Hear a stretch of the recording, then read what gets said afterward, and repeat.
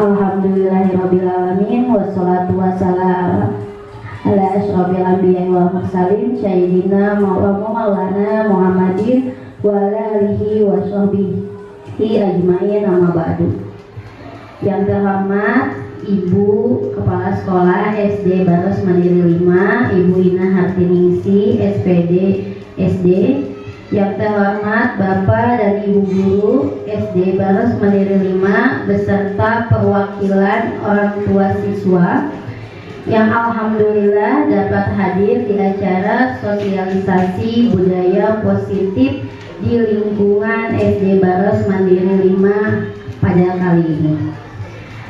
Pertama-tama marilah kita panjatkan puji dan syukur kehadiran Allah Subhanahu wa Ta'ala yang selalu senantiasa melimpahkan rahmat, taufik serta hidayahnya, sehingga pada kesempatan bahagia ini kita masih diberikan nikmat sehat, nikmat rezeki, sehingga kita masih dipertemukan di tempat yang insya Allah berkah ini.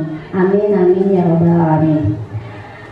Tak lupa sholawat serta salam semoga tetap tercurahkan kepada junjungan Nabi kita Nabi Muhammad SAW beserta keluarga dan para sahabat-sahabatnya, karena berkat beliaulah kita dapat menikmati kehidupan yang penuh dengan kemuliaan ini. Hadirin, untuk mengefektifkan waktu sebelum acara sosialisasi budaya positif hari ini dibuka, maka perkenankan saya sebagai pembawa acara untuk membacakan susunan acara kali ini, yaitu 1.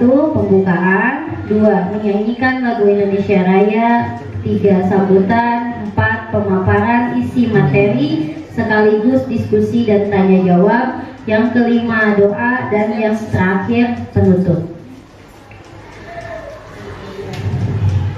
Marilah kita buka acara hari ini dengan membaca basmalah. Acara selanjutnya yaitu menyanyikan lagu Indonesia Raya yang akan dipandu oleh Ibu Elin Kurnia MPD. Hadirin dimohon untuk berdiri.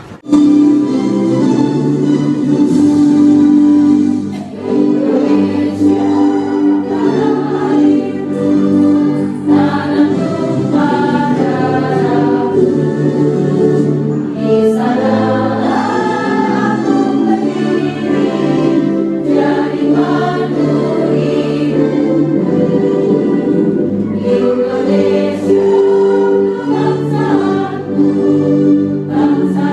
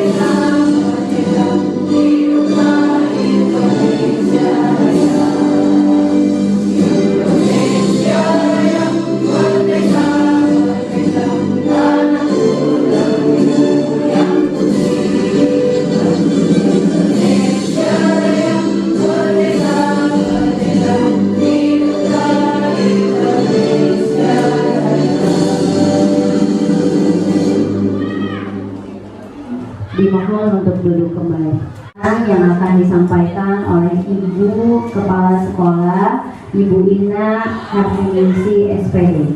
Kepada beliau kami persilahkan.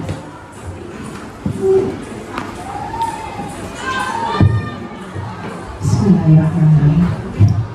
Assalamualaikum warahmatullahi wabarakatuh. Waalaikumsalam warahmatullahi wabarakatuh. Alhamdulillahirrahmanirrahim. Wa billahi wa ala alihi wa sahbihi.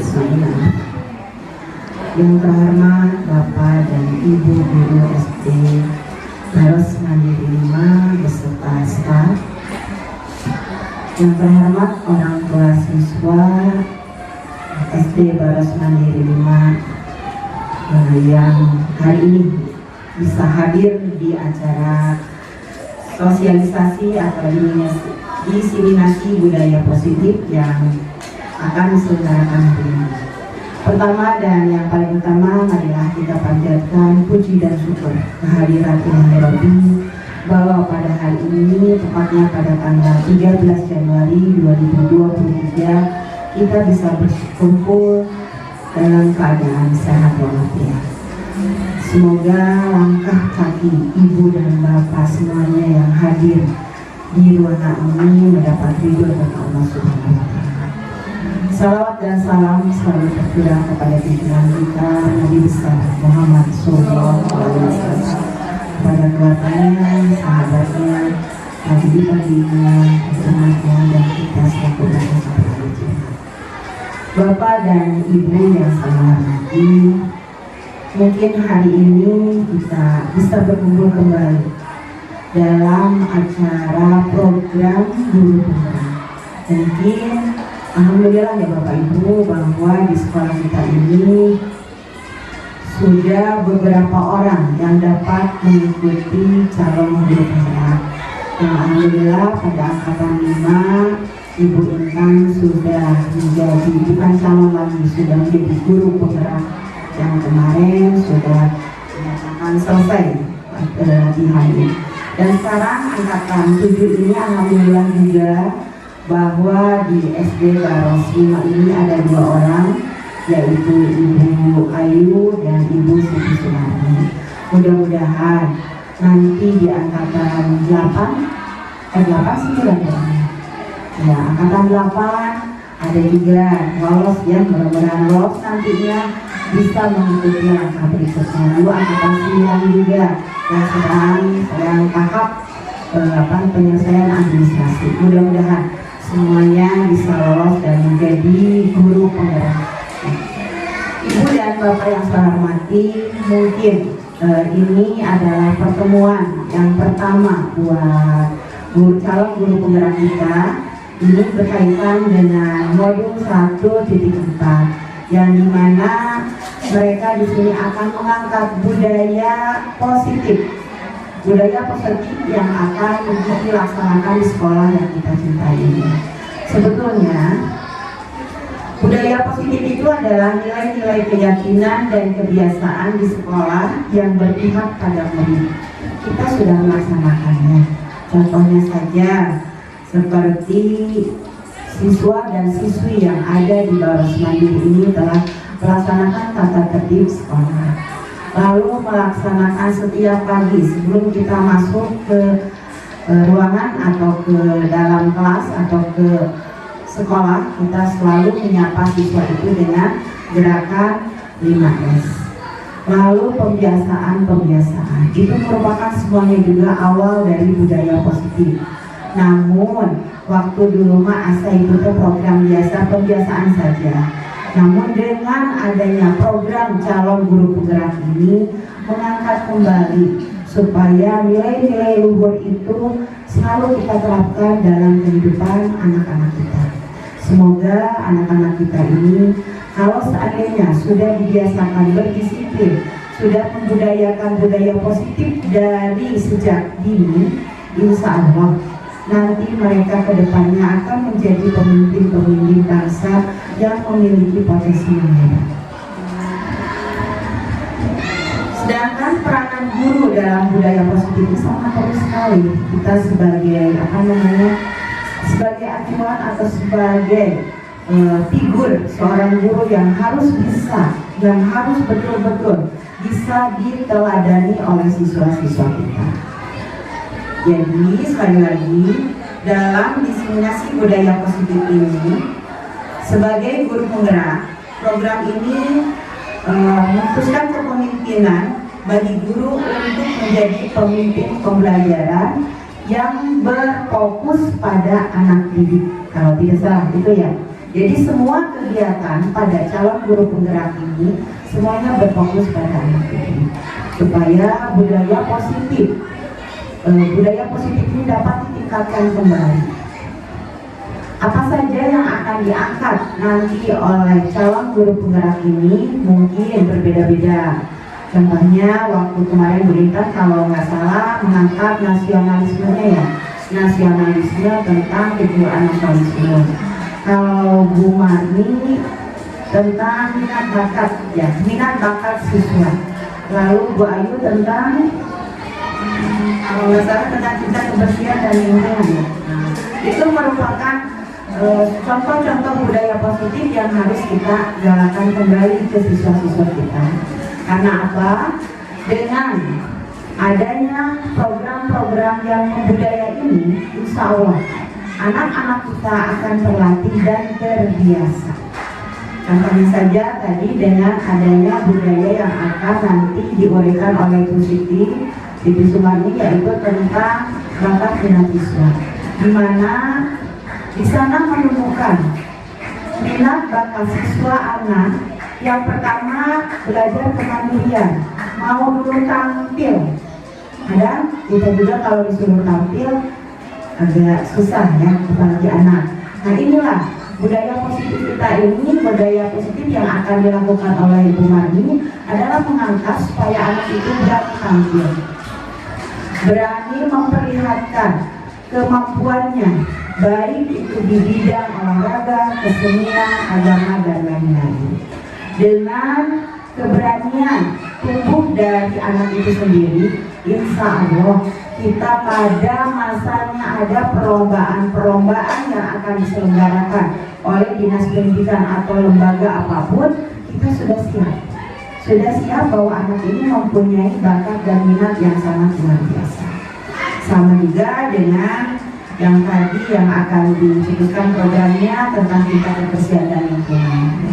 Mudah-mudahan saja sekolah kita ini kembali berseri, kembali hijau, kembali anak-anak menata lingkungan dengan asri, supaya sekolah merupakan tempat kedua bagi mereka, tempat untuk belajar, tempat untuk bermain, berkeluh kesah kepada kita semua.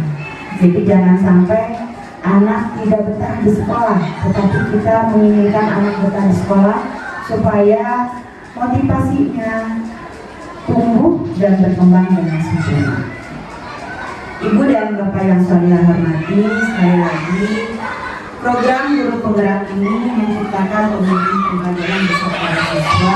Mudah-mudahan seluruh PTK yang ada di SD Baros Mandiri ini dapat mengikuti jejak, langkah, inovasi dan lain-lain yang telah dilakukan oleh teman-teman kita yang telah mengikuti calon guru penggerak. Yang lainnya bisa menyusul ya.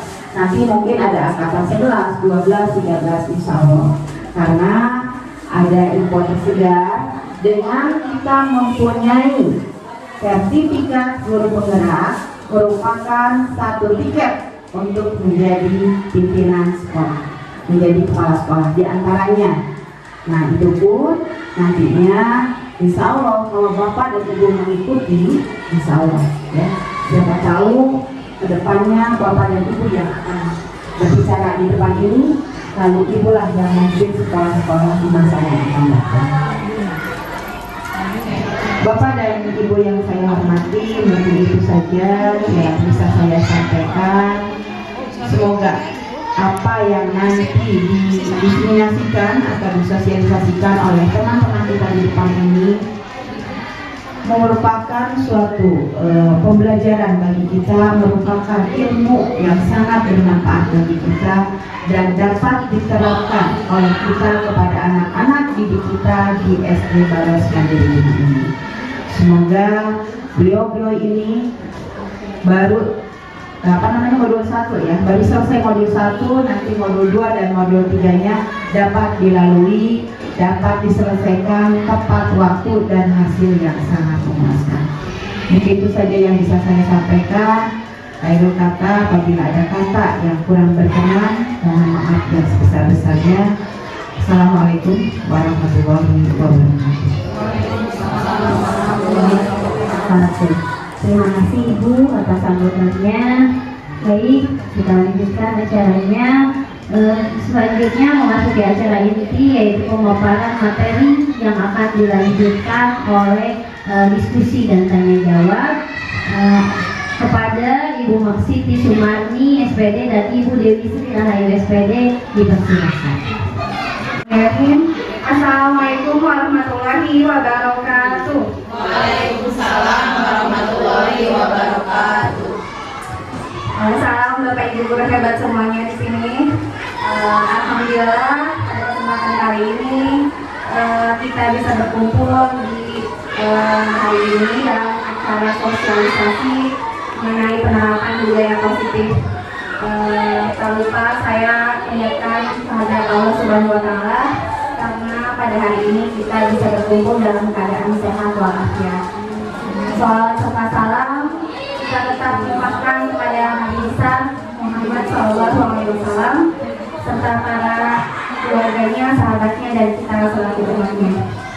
Kemudian saya juga ingin berterima kasih sebelumnya kepada Ibu Kepala Sekolah dan Baros Mandiri 5, dan kepada Bapak Ibu guru semuanya yang hadir di sini, yang sangat banyak membantu saya dan Ibu Mami dalam kegiatan program guru penggerak yang telah dilaksanakan oleh kami saat ini. Tentunya kalau tidak ada dukungan, dorongan, dan bantuan dari Bapak Ibu semuanya, kami tidak ada apa-apanya ya Bapak Ibu semuanya. Karena kami juga masih sangat belajar, masih terus belajar. Di sini kami tidak ingin menggurui Bapak Ibu semuanya, karena saya juga merasa minim sekali ilmu pengetahuannya Bapak Ibu. Mungkin sebetulnya di sinilah Bapak Ibu semuanya yang lebih jauh ilmunya dan pengalamannya daripada saya. Jadi hadirnya kami di sini bukan untuk menggurui Bapak Ibu, bukan untuk seakan-akan merasa saya di sini yang paling hebat, bukan Bapak Ibu, tapi kita sama-sama belajar, berbagi ilmu, saling diskusi untuk memecahkan segala permasalahan yang ada di sekolah kami kita tercinta ini, seperti itu. Ya, di sini juga sama berkaitan dengan penerapan budaya positif melalui keyakinan kelas yang telah kami laksanakan sebelumnya. Kemudian tadi semuanya sudah memaparkan materi yang telah dilaksanakan kemarin. Kalau untuk saya karena wali kelas 1, jadi saya untuk hasilnya itu lebih kepada nilai-nilai yang memang umum, secara umum sebetulnya kalau nilai keyakinan kelas itu. Dan saya tampilkan gambar-gambar agar anak kelas 1 itu lebih memahami seperti itu. Jadi tidak hanya tulisan saja, karena berbeda ya Bapak Ibu, tentunya kelas bawah dengan kelas atas itu berbeda. Kalau kelas bawah itu lebih konkret, jadi tidak bisa hanya dengan tulisan saja. Untuk menulis saja mereka perlu bantuan. Masih ada beberapa yang belum lancar membaca seperti itu. Jadi memang untuk penanganannya pun kita tidak bisa menyamaratakan antara kelas atas dengan kelas bawah seperti itu. Nah, ini adalah gambar dari hasil yang telah saya dan anak-anak di kelas buat kesepakatan atau keyakinan kelas kita. Kemudian saya juga ingin menampilkan video yang telah saya dokumentasikan.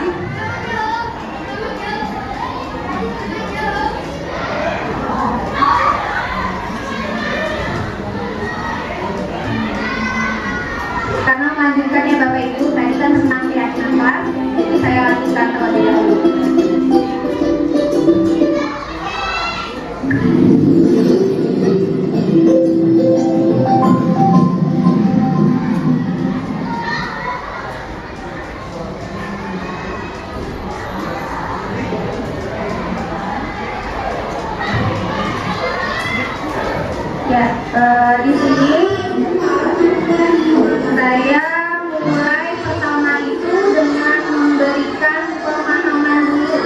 Jadi sebelum saya sosialisasi ke Bapak Ibu, tentunya anak-anak juga perlu diberi pemahaman apa sih keyakinan kelas itu, apa itu kesepakatan kelas, dan apa bedanya dengan peraturan sekolah. Jadi saya berikan dulu materinya kepada anak-anak agar mereka lebih memahami.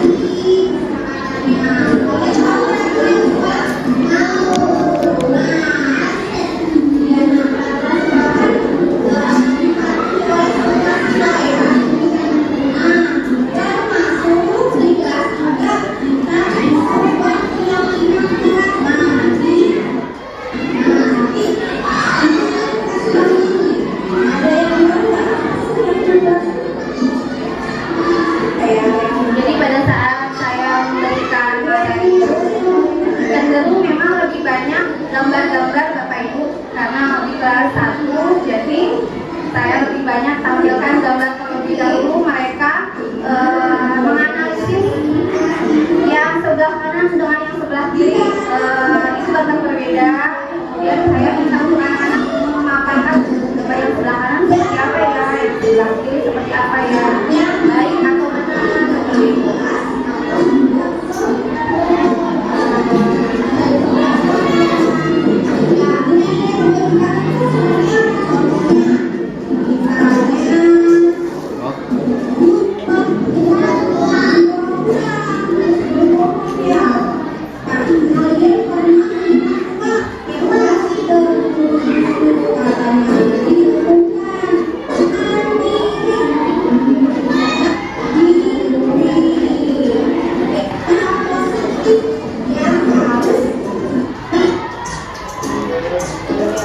Jadi setelah tadi selesai memaparkan kepada anak-anak, saya juga memberikan post-it ya kepada anak-anak untuk menuliskan keyakinan-keyakinan yang mereka pahami. Memang tidak begitu terlalu panjang, pasti tentunya kelas 1. Jadi ada kata-kata seperti datang tepat waktu seperti itu. Ada yang sudah bisa, alhamdulillah.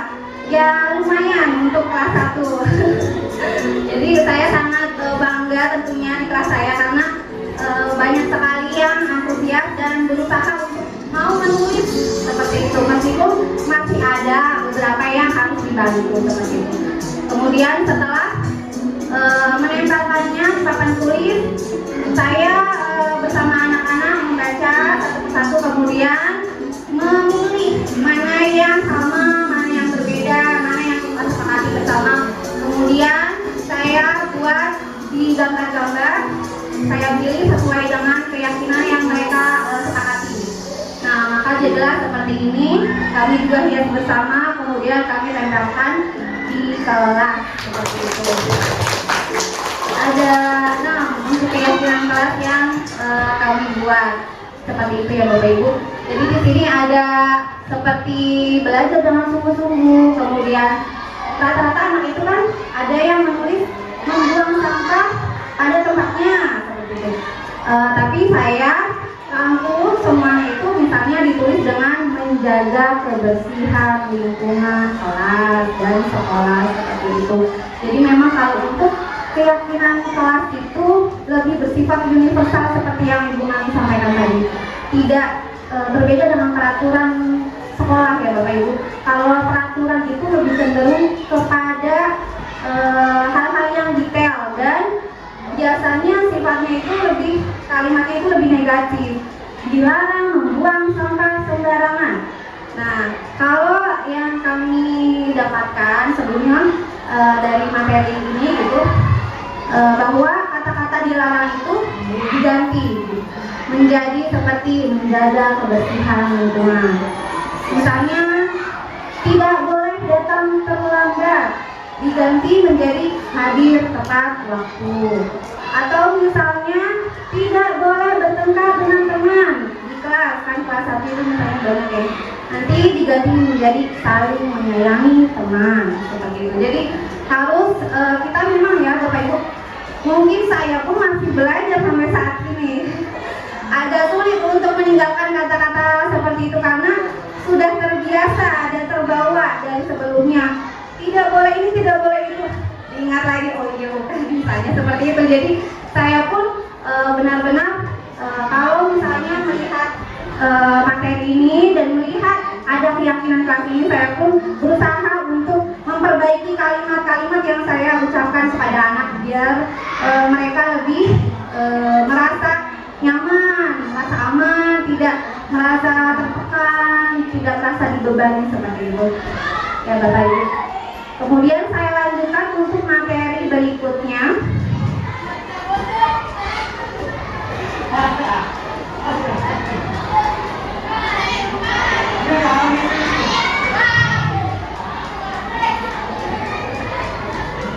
Ya, Bapak Ibu ya, melanjutkan yang tadi bahwasanya memang awal mula itu sebelum menjadi budaya positif, memang kita terkadang lebih cenderung ke peraturan sekolah atau peraturan kelas seperti itu namanya, yang seperti dulu ya tidak boleh, jangan ini, jangan itu, seperti itu. Namun dengan hal-hal seperti itu ternyata tidak baik yang kami pahami itu, dan akhirnya kita mulai dari keyakinan kelas terlebih dahulu. Jadi alangkah baiknya sebelum menjadi budaya positif di lingkungan sekolah, kita mulai dari kelas kita terlebih dahulu. Tapi tentu memang kita itu sebagai guru sangat menjadi contoh ya Bapak Ibu. Jadi bagaimanapun sebelum kita bisa membuat anak itu mengerti atau memahami keyakinan kelas, ya kita pun harus memberikan contoh yang baik dari perilaku kita, dari kata-kata kita, dari kegiatan-kegiatan yang kita lakukan untuk bisa dilihat oleh anak-anak, oh iya bahwa ibu guru di kelas ini sudah melaksanakan kebersihan lingkungan, kemudian sudah memberikan arahan-arahan yang baik dengan kata-kata yang baik seperti itu. Jadi ketika kita sudah melaksanakan keyakinan kelas, maka akan timbullah lingkungan yang positif. Ya, yang ketiga itu lingkungan yang positif. Sehingga ketika lingkungannya sudah positif, anak-anak sudah lebih baik setidaknya, maka akan bisa ditularkan menjadi budaya positif. Ya, oleh karena itu sangat penting dan sangat dibutuhkan untuk kita semuanya. Dan saya juga tidak menyadari bahwa hal ini tidak bisa dilakukan sendiri, harus berkolaborasi dengan Bapak Ibu guru semuanya. Jadi bagaimanapun untuk kebaikan anak-anak kita harus saling bekerja sama seperti itu. Nah, seperti sebelumnya bahwa budaya positif di sekolah adalah nilai-nilai dan kebiasaan yang berpihak pada murid. Jadi segala sesuatunya tentu bertujuan untuk murid agar menumbuhkan karakter mereka sesuai profil pelajar Pancasila yang sudah dijabarkan oleh Ibu Siti Sumarni tadi. Nah, kemudian di sini saya juga melanjutkan materi dari Ibu Siti Sumarni yang nomor 4, yaitu kebutuhan dasar manusia. Kemudian yang nomor 5 posisi kontrol, dan yang nomor 6 segitiga restitusi.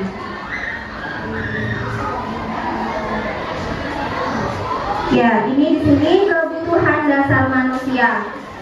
Ya, bahwasanya kita setiap manusia, setiap orang itu memiliki tujuan hidup masing-masing ya Bapak Ibu.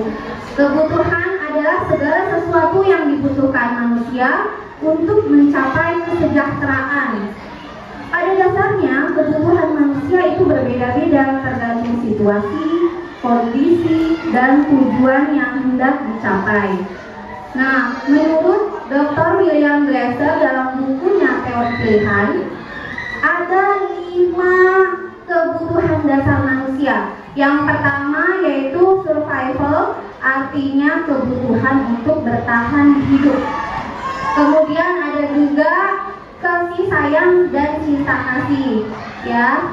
Kemudian ada juga kebutuhan kesenangan, ada juga kebutuhan kebebasan, freedom, ada juga kebutuhan kekuasaan atau penguasaan, power. Jadi kita itu sebetulnya melakukan segala sesuatu itu tentu memiliki tujuannya, dan apa yang kita lakukan itu untuk mendapatkan apa yang kita inginkan, seperti itu. Namun ketika kita tidak mendapatkan yang kita inginkan, tentu ada benturan-benturan seperti itu. Nah, maka dari itu kita harus meyakini juga, harus menyadari bahwa setiap anak-anak juga memiliki kebutuhan dasarnya. Ya, salah satunya ini yang dipaparkan oleh Dr. William Glasser. Ya, bahwa yang pertama itu misalnya kebutuhan untuk bertahan hidup. Ya, misalnya kan kita sebagai manusia ya memang secara umum ya Bapak Ibu pasti butuh untuk yang namanya makan, minum, seperti itu ya. Haus, lapar, sama juga anak-anak ketika sudah lapar, sudah haus, tapi ibu kapan istirahat? Saya ingin makan, saya lapar, seperti itu. Nah, itu seperti itu ya. Nah, di sini ada studi kasus. Saya bacakan ya Bapak Ibu. Ibu Ambar, guru wali kelas 2A di SD Pelita Hati, sedang bingung menghadapi ulah salah satu murid di kelasnya, Doni. Beberapa anak di kelas 2A telah datang padanya dan mengeluhkan Doni yang seringkali meminta bekal makan siang. Bekal makan siang dengan paksa. Jika Anda menghadapi situasi seperti itu, seperti Ibu Ambar, apa yang akan Anda lakukan? Nah, menurut Bapak Ibu apa yang akan dilakukan ketika setiap hari anak-anak ada yang seperti itu, misalnya meminta makanan, mengambil secara paksa, apa Bapak Ibu yang akan lakukan?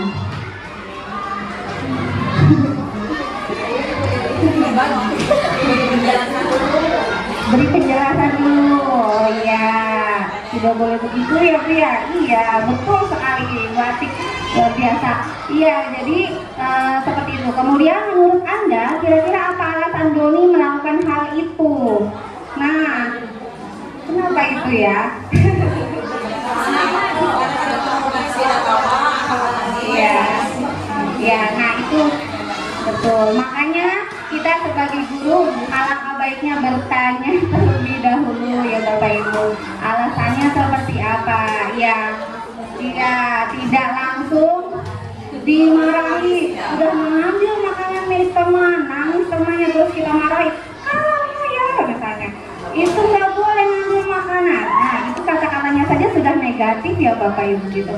Saya juga masih belajar Bapak Ibu sama. Jadi hal itu kalau kita langsung marahi, mereka akan semakin merasa tertekan, sedih, kemudian semakin mungkin dendam juga. Kenapa saya tidak ditanya dulu, seperti itu alasannya. Nah, misalnya nih Doni menjawab ketika ditanya oleh Ibu Ambar adalah karena ia lapar dan orang tuanya tidak membawakannya bekal makan siang. Nah, maka kebutuhan dasar yang sedang ia penuhi tentunya apa Bu? Ibu semuanya? Iya, bertahan hidup. Itu ya. Kalau misalnya Doni jawabannya saya seperti ini Bapak Ibu. Ibu, tapi saya itu bosan dengan makanan bekal saya. Makanya saya ambil saja makanan teman. Nah, itu berarti kebutuhan dasar apa ya Bapak Ibu kira-kira? Kekuasaan, kesenangan. Ya, betul Bapak Ibu. Itu termasuk bisa kesenangan. Mungkin karena bosan atau melihat makanan temannya itu lebih enak kayaknya dibandingkan makanan milik saya, seperti itu. Atau anaknya seperti ini, misalnya, ibu, saya mah iseng aja aja, karena sayanya juga hebat, saya bisa membuat anak itu nurut sama saya. Itu apa ya Bapak Ibu? Kekuasaan pintar ya Bapak Ibu, luar biasa ya sekali.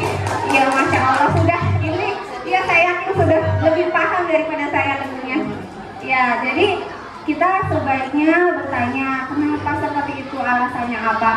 Setelah mereka mengeluarkan unek-uneknya alasannya, baru kita mengetahui, oh iya seperti itu. Baru kita pelan-pelan beri kata-kata yang baik, beri arahan dan nasihat yang baik seperti itu. Nah, kemudian ada lagi nih Bapak Ibu, saya minta tolong untuk menjawab nih.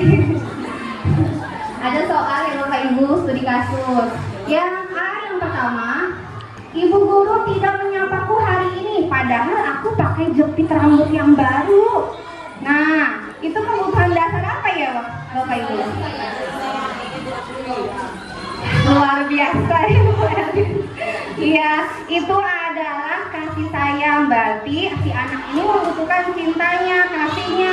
Saya ini loh dilihat, ingin diterima, ingin diakui, ingin diperhatikan oleh ibu gurunya seperti itu.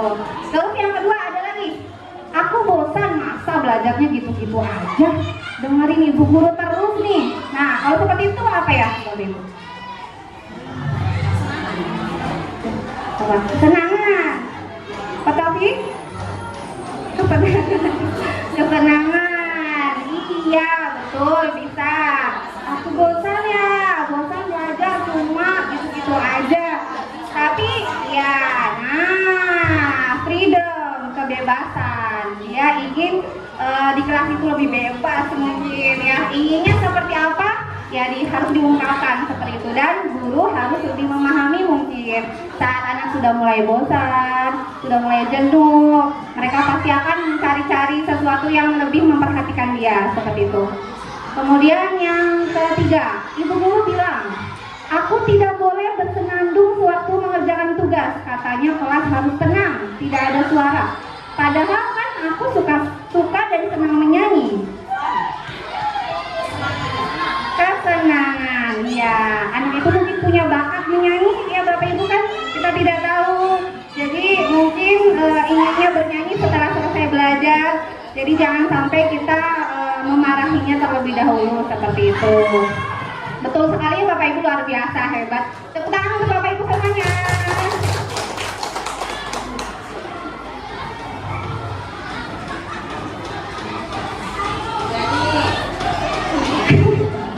Oh, kalau begitu ini saja SBM dulu ya Ibu ya.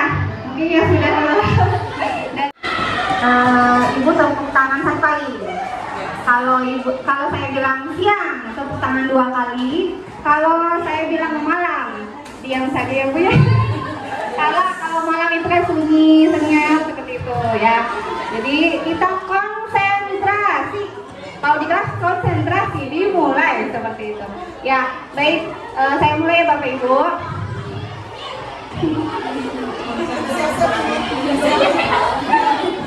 Konsentrasi. Pagi, siang, malam. Pagi, siang, malam. Pagi, malam. Wah, luar biasa.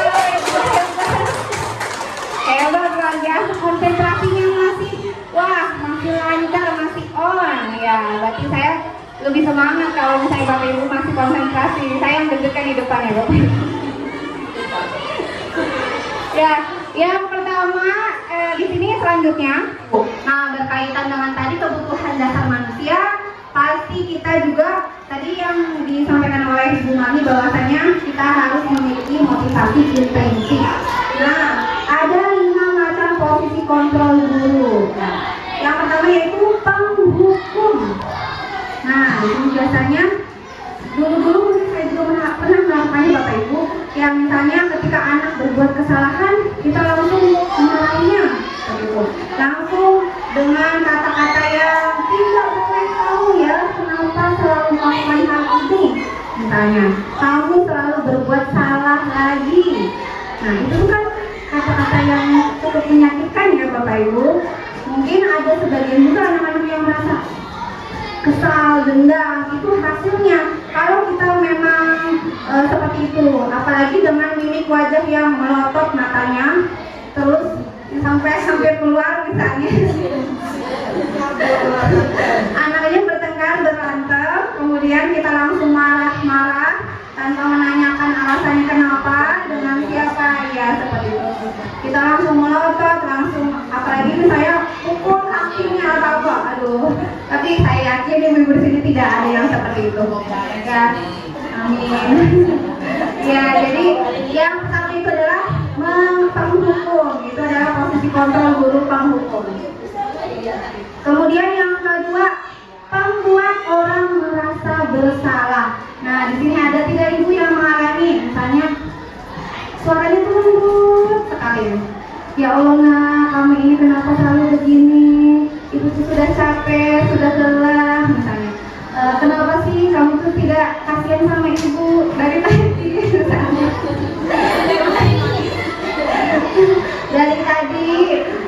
dari tadi dikasih tahu. Nah, saya itu pelan-pelan, tapi pelan-pelan juga itu seakan-akan membuat anak itu merasa bersalah jadinya.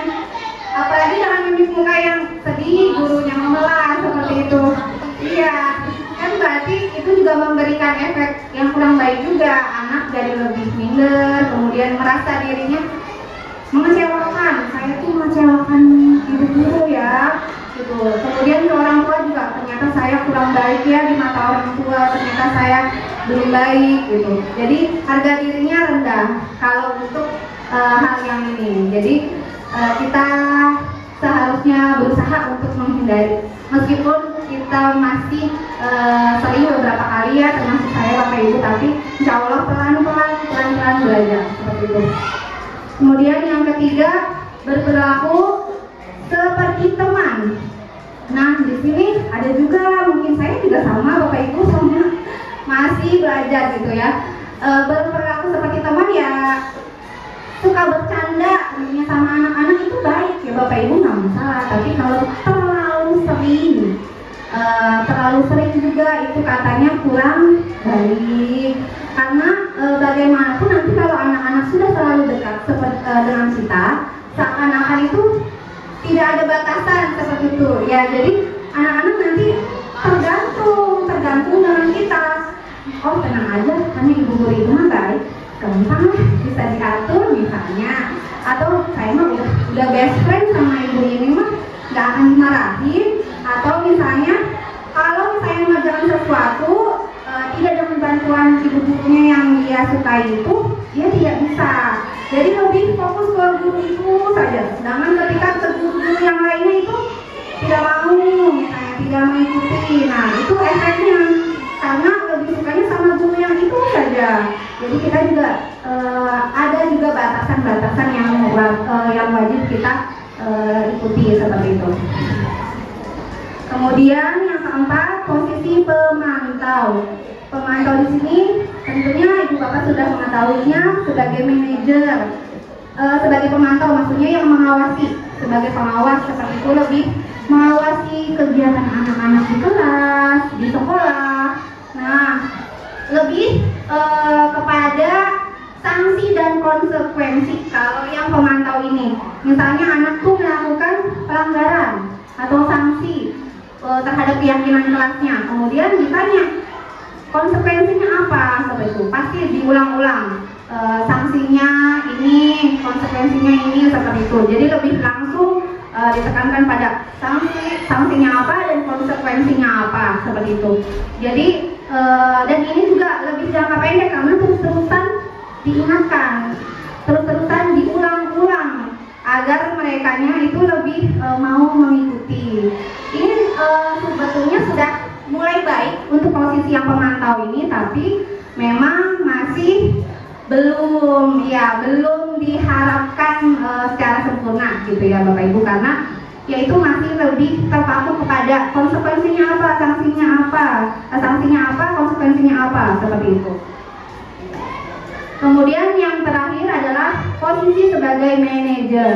Nah, posisi terakhir ini adalah yang sangat penting, yang kita harapkan bersama-sama, termasuk saya masih harus banyak belajar. Kalau di kelas itu misalnya ada pelanggaran terkait keyakinan kelas, nah kita sebaiknya berperilaku sebagai manajer. Bukan berarti mengatur anak, kamu harus begini ya, kamu harus begitu, bukan. Tapi kita duduk berdua bersama anak, kemudian menanyakan dulu betul, terlebih dahulu menanyakan misalnya kenapa melakukan hal seperti itu, alasannya apa. Jadi kita gali dulu mereka alasan dari pelanggaran tersebut apa, kemudian dicari solusinya bersama-sama. Nah, di sini yang membedakan. Jadi sebagai manajer itu kita mengarahkan untuk si anak ini reflektif terhadap dirinya. Saya tuh telah berbuat salah dan mereka menyadari kalau dia salah. Dan kita tanya, apa yang kira-kira kita harus selesaikan, kita pecahkan. Menurut kamu melakukan hal tersebut, melakukan hal seperti itu baik atau benar. Kemudian apa yang bisa kamu perbaiki? Tanggung jawab apa yang bisa kamu berikan, seperti itu. Jadi lebih kepada anak ini dibuat mikir, oh iya saya sih sudah berbuat salah seperti ini, berarti saya harus begini, seperti itu. Atau contoh misalnya datang terlambat seperti itu, kita tanyakan dulu kan kepada anaknya kenapa terlambat. Kemudian dia mengungkapkan segala alasannya, karena bangunnya kesiangan, karena malamnya nonton video atau nonton game, seperti itu. Nah, dia juga yang harus memberikan solusinya atau diarahkan bersama-sama. Ya berarti besok-besok apa yang harus kamu lakukan untuk kedepannya agar tidak terlambat lagi. Terus nanti dia berpikir, ya Bu, saya harus bangunnya pagi-pagi. Gimana caranya bangun pagi-pagi misalnya? Ya saya harus memasang alarm. Selain alarm, misalnya kalau tidak bangun gimana lagi? Ya saya nanti ingin memberitahu Mama untuk membangunkan saya, misalnya seperti itu. Nah itu contoh-contoh menjadi manajer ya Bapak Ibu.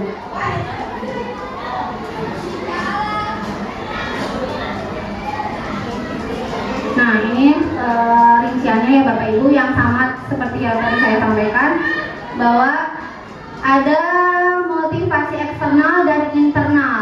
Nah kalau yang tadi penghukum memang lebih ke motivasinya eksternal. Ya, kalau kita menghukum anak secara kasar apalagi ya, itu nanti bisa membuat anak itu lebih tertekan. Kemudian dia juga bisa menyembunyikan menyembunyikan kebenarannya.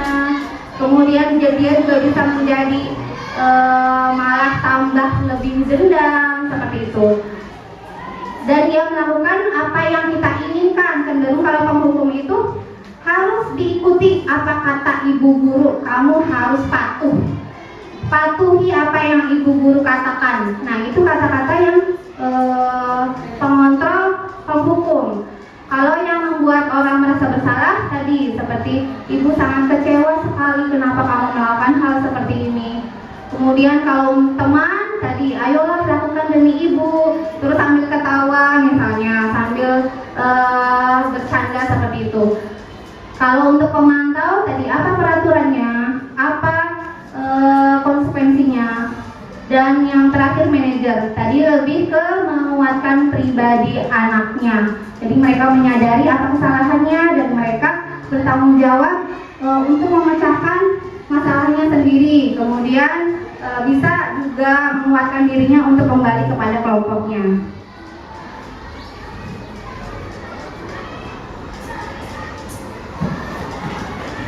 Nah, di sini Bapak Ibu, saya juga ingin kasih soal lagi, mohon maaf. Ada pernyataan-pernyataan. Yang pertama, saya kecewa sekali dengan kamu.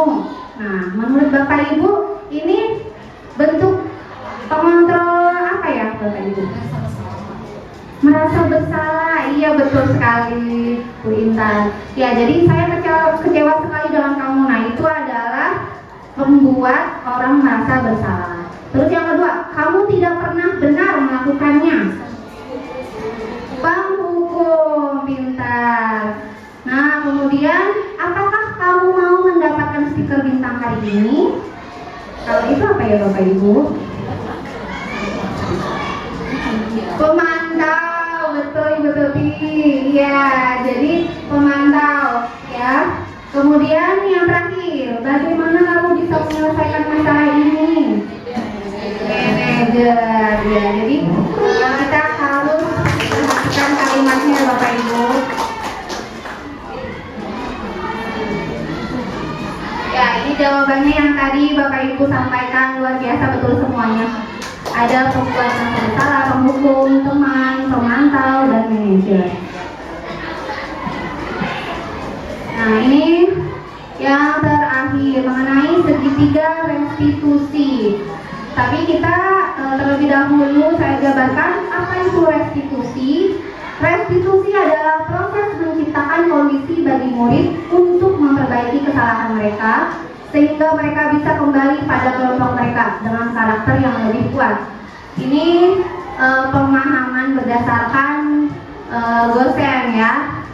Nah, kemudian restitusi juga adalah proses kolaboratif yang mengajarkan murid untuk mencari solusi untuk masalah dan membantu murid berpikir tentang orang seperti apa yang mereka inginkan dan bagaimana mereka harus memperlakukan orang lain. Ya, jadi untuk mencari penyelesaian dari permasalahan itu, kita sebaiknya melakukan restitusi. Nah, bagaimana caranya untuk melakukan restitusi? Tadi ya, Ibu Bapak, masih ada kaitannya dengan manajer. Nah, yang sebaiknya dilakukan restitusinya adalah dengan segitiga restitusi. Yang pertama ada validasi menstabilkan identitas dulu, Bapak Ibu. Yang ini yang paling bawah ya, Bapak Ibu.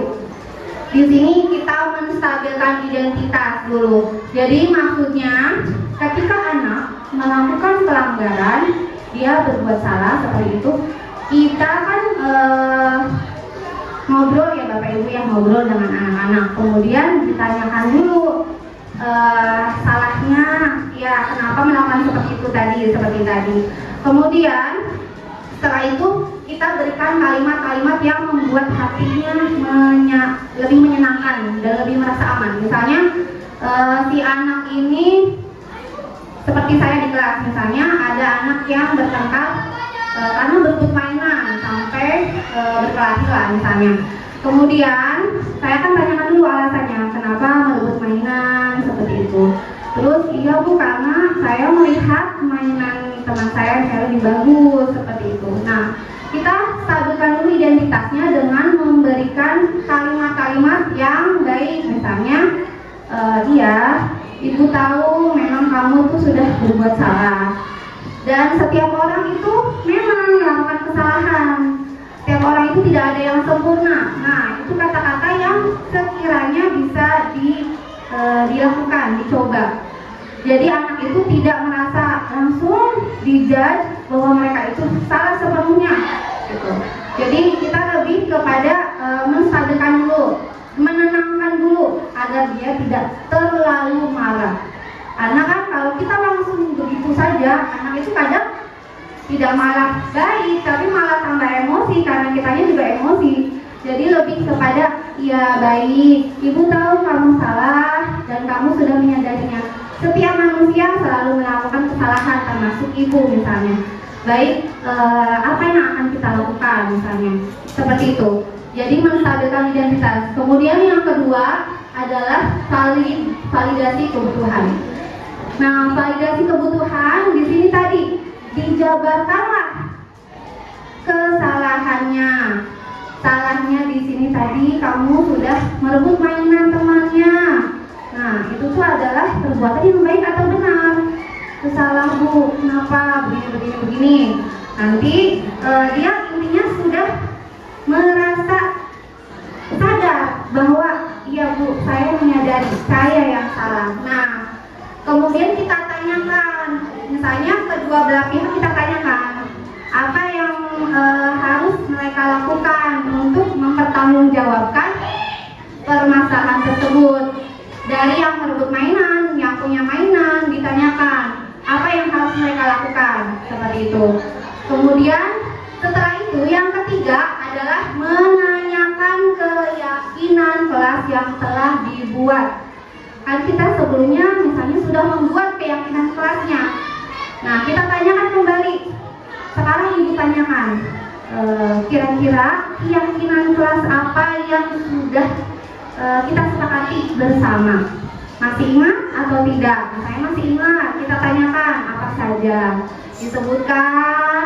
Kemudian setelah mereka anak itu menyebutkan, barulah kita arahkan juga. Nah, berarti kamu sudah melakukan kesalahan.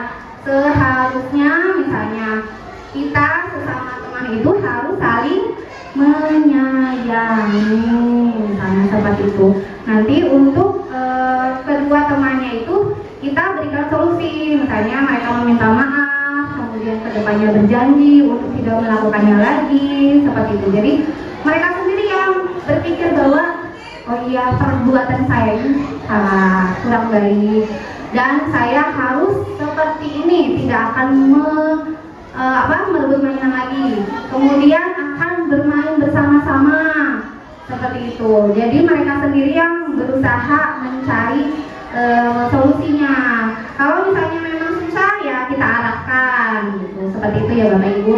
Jadi ini adalah cara untuk menanamkan restitusi. Salah satu caranya seperti ini, agar kita diharapkan bisa menjadi seorang guru yang berada pada posisi control manager, seperti itu Bapak Ibu ya.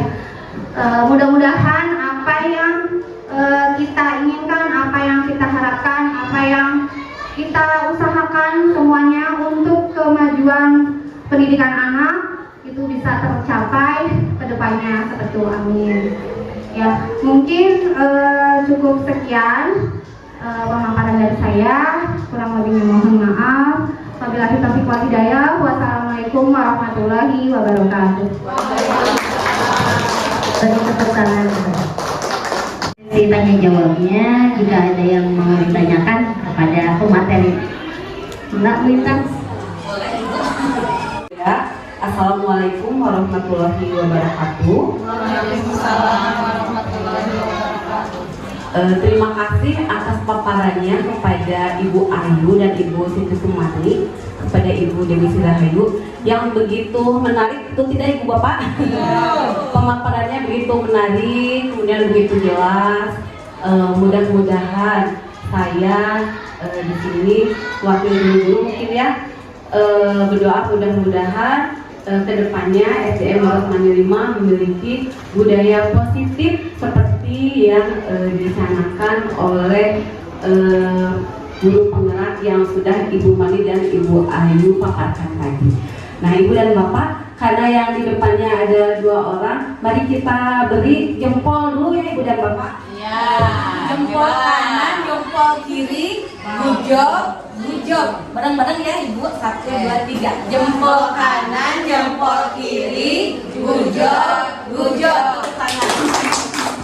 Terima kasih kepada Ibu Mari dan Ibu Ayu juga Widya. Dulu Ibu, Assalamualaikum warahmatullahi wabarakatuh. Nanya?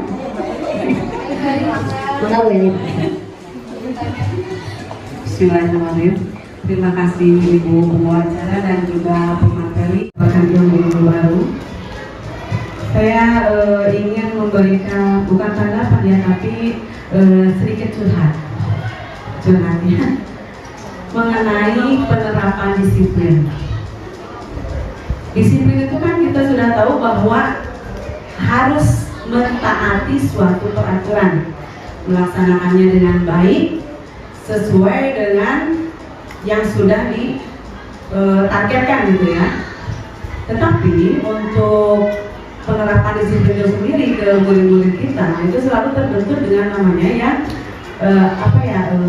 aturan dari HAM, hak asasi manusia. Kalau dulu saya juga guru yang setengah kesini.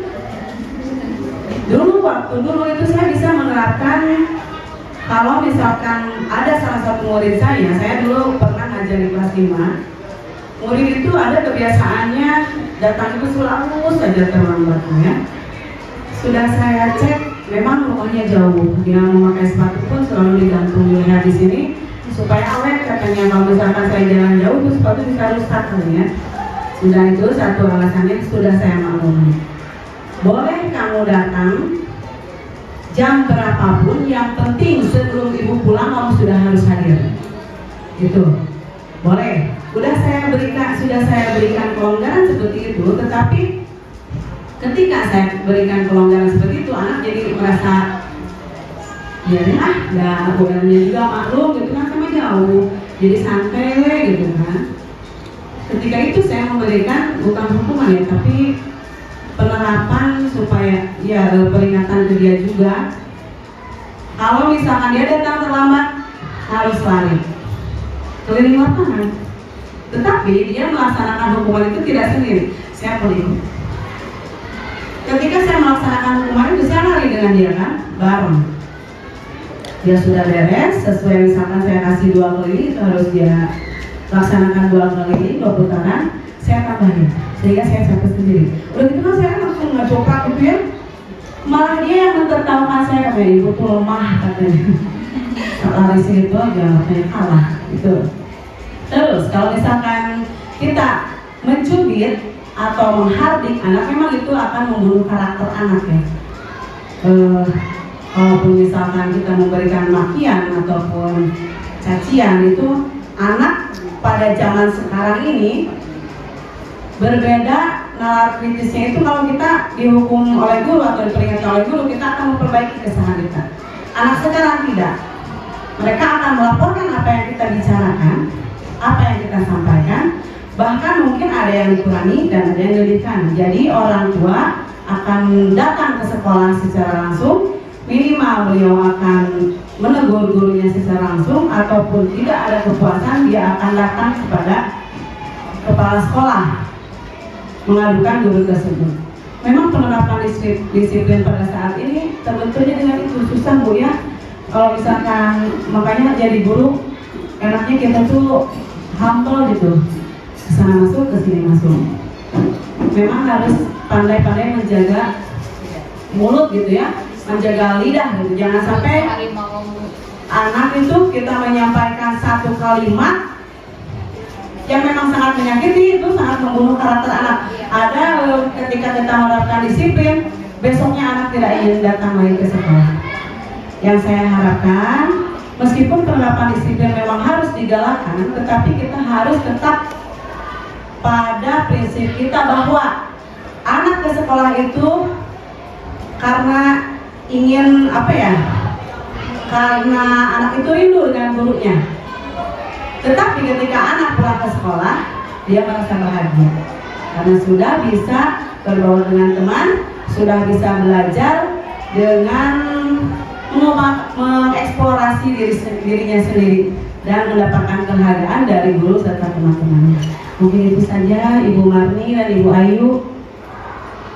Bukan memaparkan apa yang bisa mengapresiasi dari kata disiplin. Itu saja mungkin. Terima kasih. Wabillahi taufiq wal hidayah. Assalamualaikum warahmatullahi wabarakatuh. Selamat siang ibu-ibu, gak ada bapaknya kan? Oh ada bapak. Selamat siang ibu bapak. Maaf Covid tadi kan aku sudah kelihatan sekarang ya. Di sini sharing aja ya. Oh di sini memang saya gitu di balas menerima ini saya menemukan karakter anak itu yang beragam, yang unik gitu ya. Saya menemukan banyak sekali. Terus saya tuh mikir gitu ya, karena saking uniknya karakter siswa, itu saya sampai mikir, aduh caranya bagaimana ini? Karena kan kalau dikasih juga anak tidak bisa gitu kan, dikasih kata-kata yang baik juga mungkin disepelekan gitu ya, karena luar biasa lah pokoknya saya terjun di sini itu. Nah saya tuh memikir gitu, bagaimana cara mendisiplinkan anak tuh dengan cara bagaimana gitu ya. Akhirnya oh ya berarti kira-kira nih yang harus aku lakuin gitu. Kadang saya suka ngomong sendiri gitu, berarti aku tuh harus punya kasih gitu. Jadi kalau kita punya kasih di diri kita, jadi untuk mendisiplinkan anak itu dari ngomong, ya pokoknya dari bicara kita, buat si anak itu ke kita itu jadi oh iya Bu, gitu. Jadi dasar itu dengan kasih gitu, dengan rasa sayang gitu ya, saya untuk mendisiplinkan anak-anak, karena kalau dikerasin itu terus terang tidak bisa. Jadi saya panggil, saya tanya, saya ajak ngobrol gitu, alasannya apa gitu. Terus saya juga nggak boleh gitu ya, kadang keluar itu kata-kata, nggak boleh seperti itu, nggak boleh begitu. Kalau di atas tidak boleh berlari, kadang seperti itu saya memberitahu mereka gitu ya. Terus mereka, iya Bu, kadang tadi juga saya baru tahu, oh itu berarti pemberitahuan secara negatif gitu ya. Terima kasih, dengan ikut ini mungkin saya jadi tahu, oh berarti tidak boleh seperti itu lagi. Berarti ucapan saya yang harus saya rubah gitu. Nanti ketika melakukan budaya positif gitu ya, seperti tadi, berarti kata-kata saya yang tidak boleh itu saya ganti. Jadi berjalan pelan-pelan. Iya, berjalan pelan-pelan. Ya, saya mengucapkan banyak terima kasih dengan sosialisasi ini. Jadi dengan kata-kata tidak boleh itu nanti saya rem lagi. Tapi terus terang untuk mendisiplinkan anak, saya menggunakan kasih gitu. Jadi enak bicara dengan mereka. Gitu ya. Terima kasih.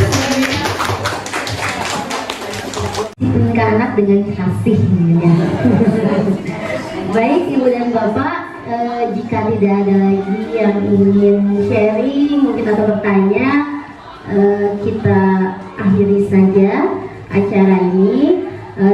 Sekali lagi kita beri tepuk tangan kepada Ibu Dewi dan Ibu Mani yang telah sangat luar biasa paparannya, dan mudah-mudahan seperti apa yang tadi Bu Intan harapkan, mungkin harapan kita semua juga, mudah-mudahan di SD Barus Mandiri 5 ini tercipta budaya yang positif, dan amin, dan itu juga mungkin akan tercipta jika adanya kolaborasi antar warga, seluruh warga SD Barus Mandiri 5. Itu saja. Selanjutnya acara yang terakhir yaitu pembacaan doa yang akan disampaikan oleh Bapak Taufik. Maka Pak Taufik dipersilahkan. Disampaikan oleh Ibu Mati dan Ibu Dewi itu bisa diterapkan di sini, bermanfaat dan bisa diamalkan di lingkungan sekitar juga. Sebelum itu kita berdoa, mari kita memanjatkan tangan kita kepada Allah Subhanahu wa Ta'ala supaya apa yang disampaikan bisa bermanfaat untuk kita semua. A'udzubillahi minasyaitonirrajim. Bismillahirrahmanirrahim. Alhamdulillahirabbil alamin. Hamdan syakirin, hamdan daimin, hamdan yu'afini wa yu'afini majidan. Ya Rabbana lakal hamdu kama yanbaghi li jalali wajhika wa ajli sultanik. Allahumma shalli ala sayyidina Muhammad wa ala ali sayyidina Muhammad.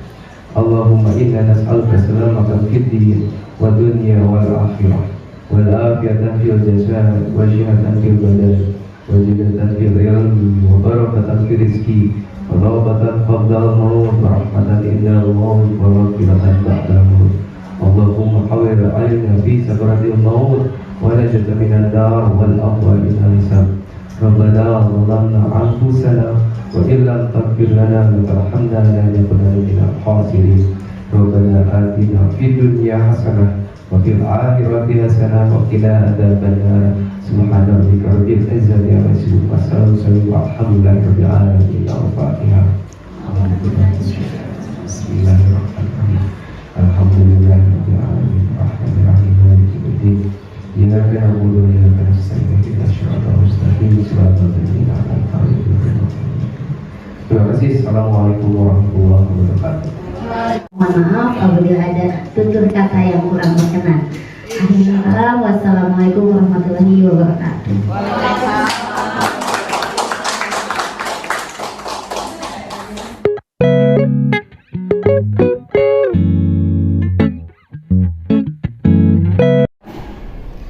Assalamualaikum warahmatullahi wabarakatuh.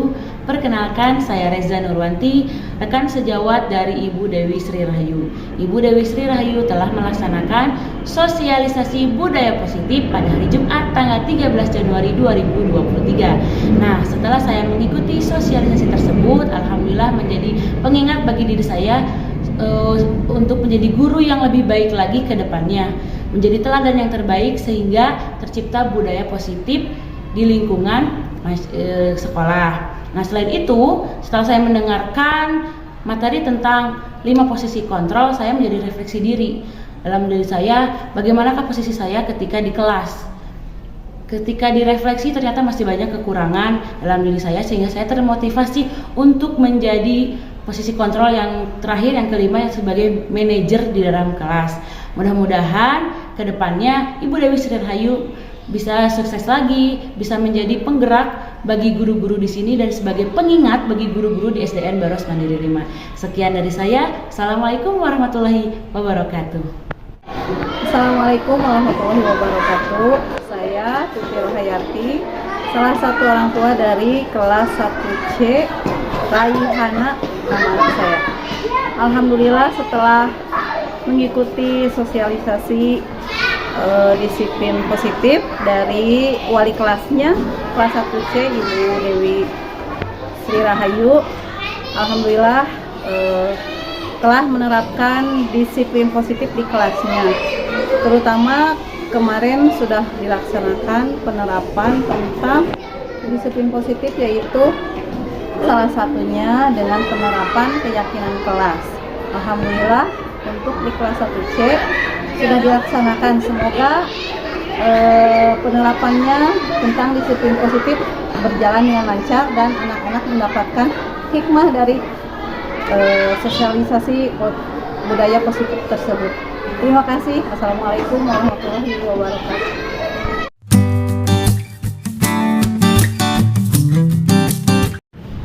Halo Algi dan Abbas. Nih, Ibu ingin tanya sebentar ya sayang. Nih, kemarin kan kita udah buat keyakinan kelas, ya kan? Nah, perasaan Algi dan Abbas setelah membuat keyakinan kelas apa sih? Gimana? Senang. Oh, senangnya kenapa tuh? Melem bersama. Oh, melem bersama. Ditempelin ya? Ditempelin di mana kemarin tuh buatnya? Kelas. Iya, nempelin di karton, terus ditempel di dinding ya. Iya, begitu. Nah, masih ingat tidak keyakinan kelas kita? Masih, alhamdulillah. Nah, Ibu mau tanya, kenapa sih kita harus buat keyakinan kelas? Biar tidak berisik. Oh, supaya tidak berisik. Terus apa lagi? Biar datang tepat waktu. Oh, datangnya tepat waktu. Hebat ya, luar biasa. Kalau seperti itu berarti Ibu mau tanya, sudah melaksanakan keyakinan kelas belum? Algi sama Abbas sudah. Contohnya apa coba yang sudah dilaksanakan kalau sudah benar melaksanakan?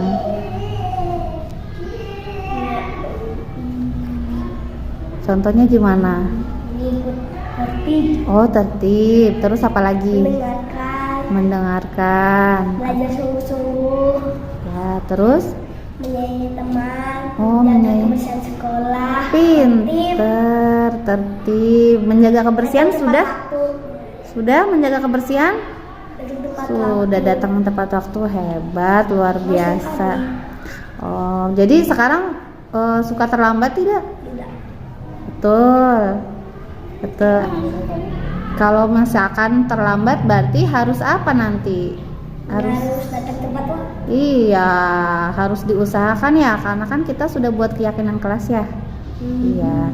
Nah, berarti semoga kedepannya lebih baik lagi ya. Kalau yang belum tepat waktu sudah harus melaksanakan keyakinan kelas kita ya, Algi ya. Kalau untuk di rumah kalian bagaimana? Suka sama seperti di sekolah tidak? Di kelas? Misalnya di kelas kan katanya menjaga kebersihan. Contohnya apa? Menjaga kebersihan tuh? Membawa sampah kepada tempatnya. Hebat. Sudah melaksanakan? Sudah. Kelasnya sekarang gimana? Bersih. Kalau di rumah? Betul. Di rumah suka juga melaksanakan atau tidak? Contohnya gimana kalau di rumah? Menjaga kebersihan tuh.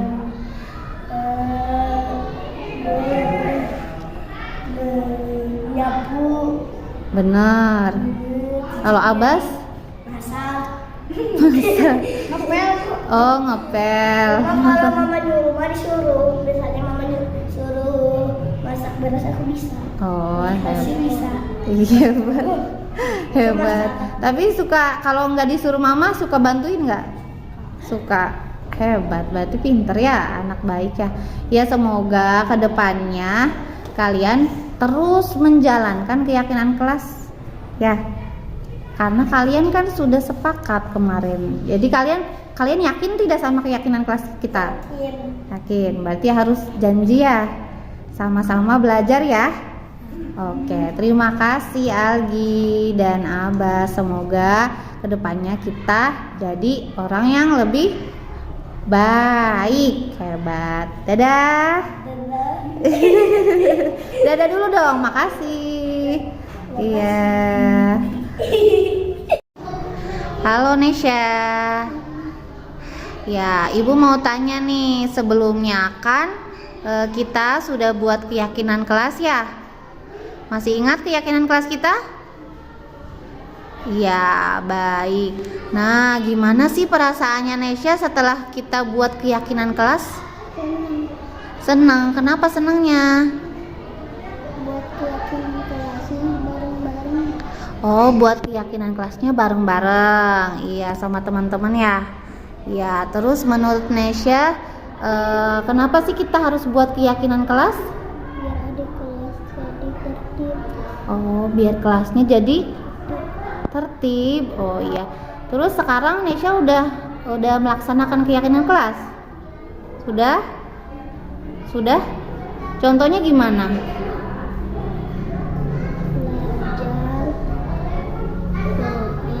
Belajar, Doa, terus berteman, saling apa? saling menyayangi. Iya, saling menyayangi. Terus apa lagi? Terus harus menjaga Oh iya, terus menjaga. kebersihan. Oh iya, sudah dilakukan di kelas?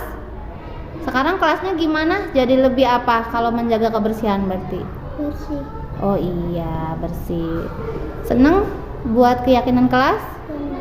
Senang. Iya, jadi semoga Nesya bisa melaksanakannya ya. Kalau di rumah juga sama melaksanakan?